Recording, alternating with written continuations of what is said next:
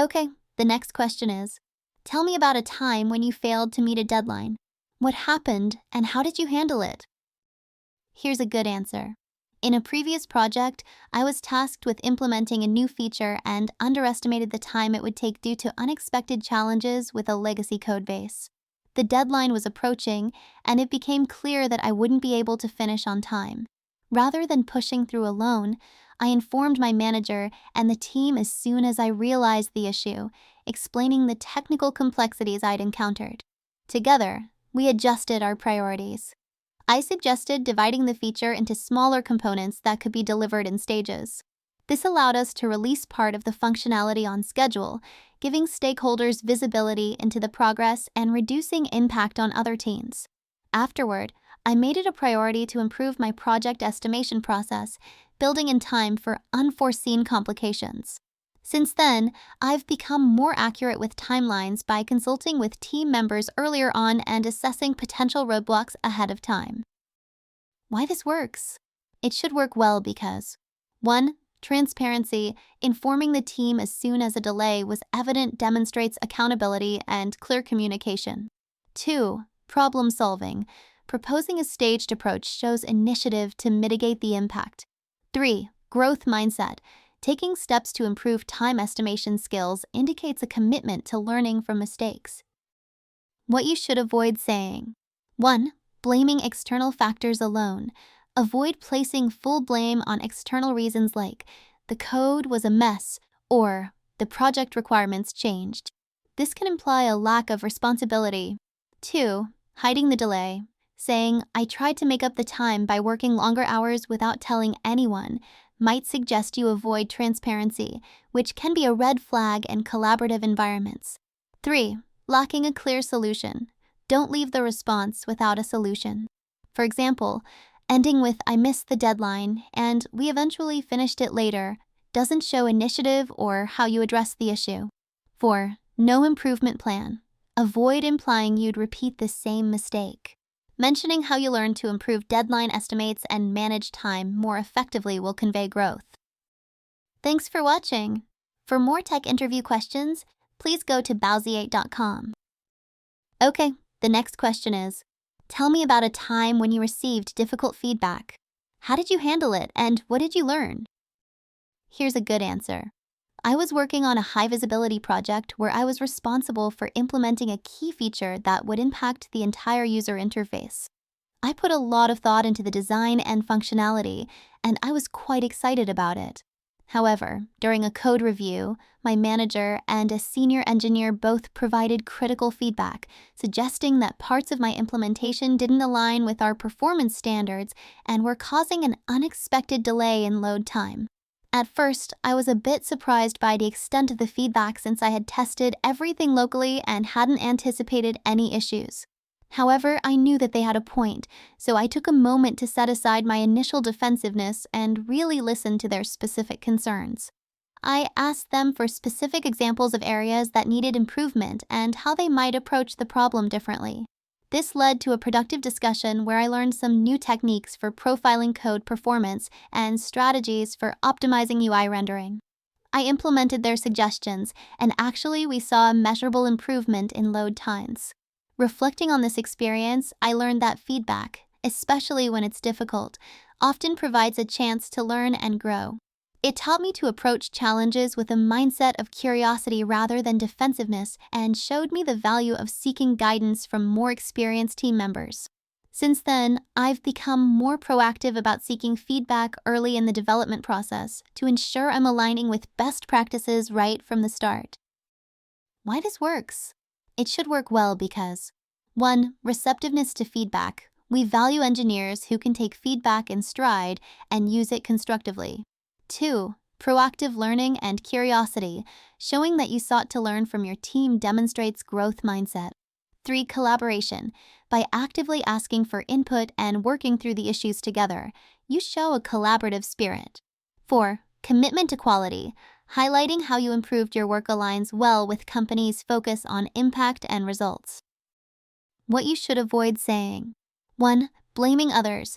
Don't imply that the feedback was unfair or that someone else was responsible for the problem. 2. Downplaying the feedback. Avoid minimizing the impact of the feedback. We want to see humility and a willingness to grow. 3. Showing a lack of growth. Avoid suggesting that you didn't make any changes after the feedback or didn't learn from the experience. Thanks for watching. For more tech interview questions, please go to bowsiate.com. Okay, the next question is, describe a time when you had to learn a new skill quickly to complete a project. How did you go about it, and what was the results? Here's a good answer. In a previous project, I was tasked with integrating a machine learning model into our software product, but I had minimal experience with this specific framework required.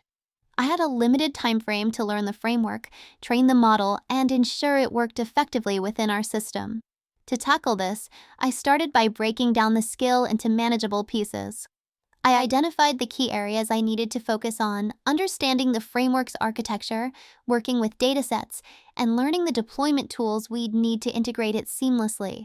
I set aside dedicated time each day to go through online courses and tutorials, and I also reached out to a colleague who had experience in this area to get tips and feedback. While working on the integration, I encountered a few challenges, particularly with model deployment. To address this, I documented every step and created small test cases to understand how the model would behave in different scenarios. By the end of the project, I had successfully implemented the model, and our team was able to use the integration as a template for future projects. In the end, not only did we meet our project deadline, but the integration helped improve our product's functionality. Additionally, I was able to share my notes and process with the team, which became a useful reference for others working on similar tasks. Why this works? It should work well because 1. Proactive learning. You took ownership of learning the new skill by identifying key areas, dedicating time to self-study, and seeking help from a knowledgeable colleague. 2. Problem-solving mindset. Documenting each step and testing in stages shows your ability to work through challenges methodically. 3. Contribution beyond the project. Creating resources for others shows that you went above and beyond, turning a personal challenge into a learning opportunity for the team. Challenge into a learning opportunity for the team. What you should avoid saying. 1. Avoid focusing on struggles without resolution. Don't emphasize how hard it was to learn the skill without sharing how you ultimately succeeded. 2. Minimizing effort. Avoid saying something like, "It wasn't too difficult to learn." Instead, acknowledge the challenges and your approach, as this shows resourcefulness and initiative. 3. Neglecting the project impact. Don't omit details on how your efforts benefited the project or team. We look for engineers who take ownership, so be sure to convey the impact of your work. 4. Overstating your independence.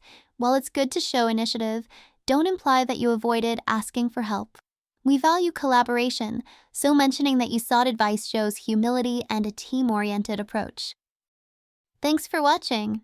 For more tech interview questions, please go to bowsiate.com. Okay, the next question is, tell me about a time you disagreed with a decision made by your manager.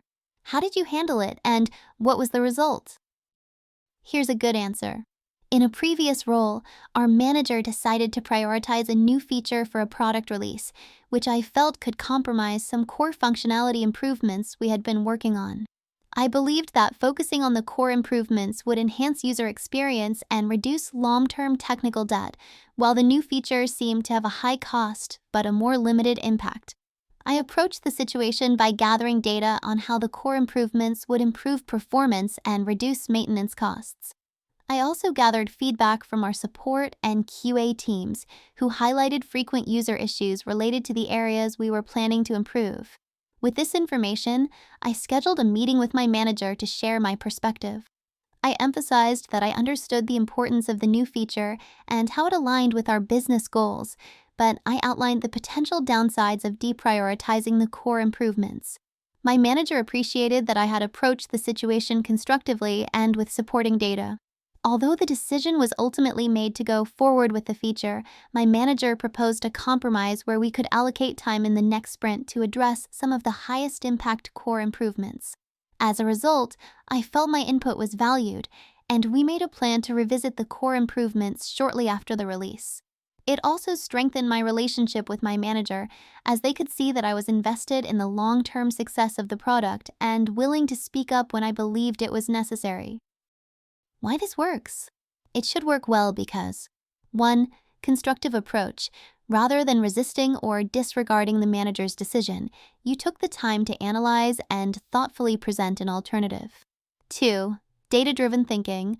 By backing up your position with data and specific user feedback, you showed that your disagreement was grounded in objective reasoning. 3. Respect and collaboration.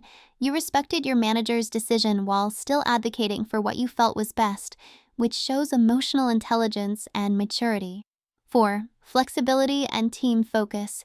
The compromise reflects that you are willing to adjust your approach and work within the team's needs, displaying adaptability. What you should avoid saying. 1. Expressing frustration without a solution. Avoid framing the answer as "I disagreed because I felt the decision was wrong." Instead, provide logical reasoning and data to support your view. 2. Undermining the manager. Avoid statements like, "My manager didn't understand the technical details." This can seem disrespectful and might signal that you aren't willing to work collaboratively when you disagree. 3. Presenting the situation as a win-lose. Don't imply that there was only one right answer. Instead, acknowledge the value in both perspectives.